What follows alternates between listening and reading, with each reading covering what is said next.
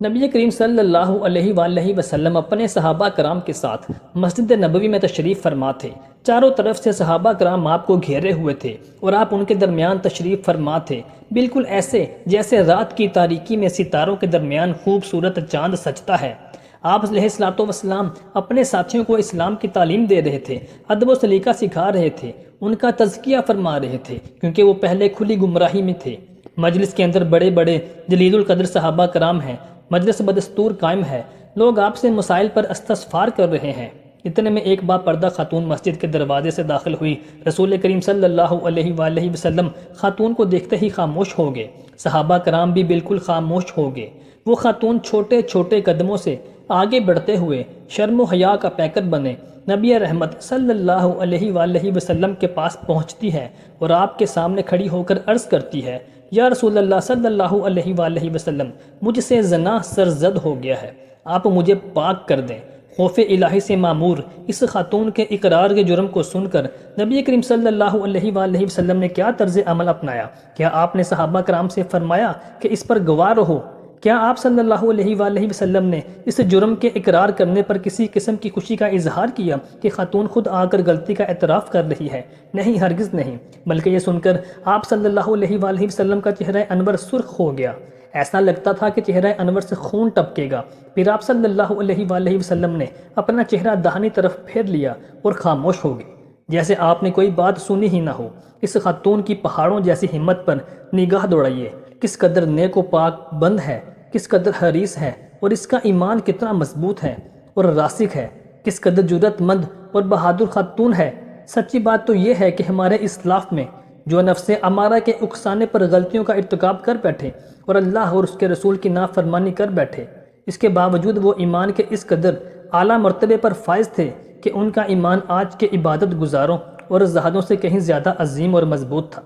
آپ صلی اللہ علیہ وآلہ وسلم نے کوشش فرمائی کہ خاتون اپنی بات سے رجوع کر لے، کیونکہ آپ صلی اللہ علیہ وآلہ وسلم نے صرف اس کے ایک بار کے اعتراف کی بنیاد پر اسے سزا کے قابل، سزا کا مستحق نہیں سمجھا۔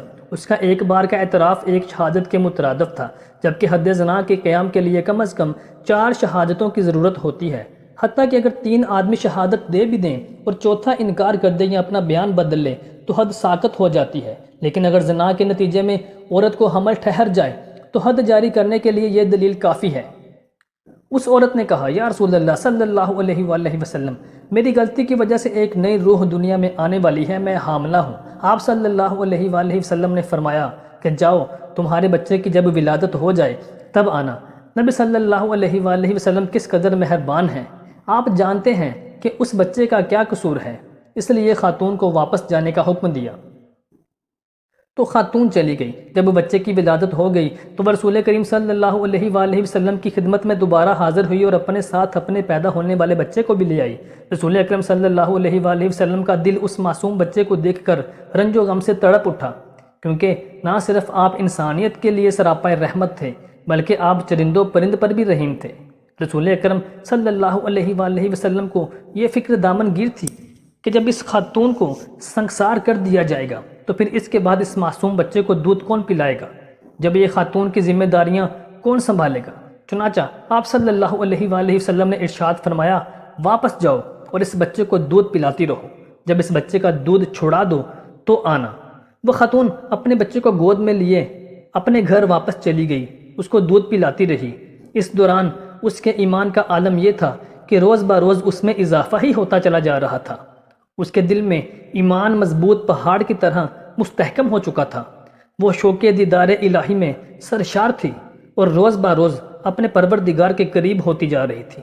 وہ اس جنت کی جستجو میں اطاعت و بندگی کا مجسمہ بن چکی تھی جو متقین کے لیے تیار کی گئی اور جس کے دروازے ہمیشہ ہمیشہ متقین کے لیے کھلے رہتے ہیں۔ جب اس بچے نے دودھ چھوڑ دیا تو خاتون نے کم سے کم وقت میں اس کو روٹی کھانا سکھا دیا، پھر اس کے ہاتھ میں روٹی کا ایک ٹکڑا تھما دیا اور اسے لے کر خدمت نبوی صلی اللہ علیہ وآلہ وسلم میں حاضر ہوگی۔ عرض کیا، یا رسول اللہ صلی اللہ علیہ وآلہ وسلم، مجھے پاک کر دیجئے۔ آپ صلی اللہ علیہ وآلہ وسلم نے خاتون سے بچے کو لے لیا، ایسا لگ رہا تھا جیسے آپ اس بچے کو لے کر اس کے دل کو کھینچ رہے ہیں، لیکن کیا کر سکتے تھے، اللہ کا حکم تھا، عدالت نبوی تھی، وہی حق پیش نظر تھا جس پر زندگی کی امارت استوار ہے۔ آپ صلی اللہ علیہ وآلہ وسلم نے فرمایا کون اس بچے کی کفالت اپنے ذمہ لے گا؟ وہ جنت میں ان 2 انگلیوں کی طرح میرے ساتھ ہوگا۔ ایک انصاری نے اس بچے کی کفالت کی ذمہ داری قبول کر لی۔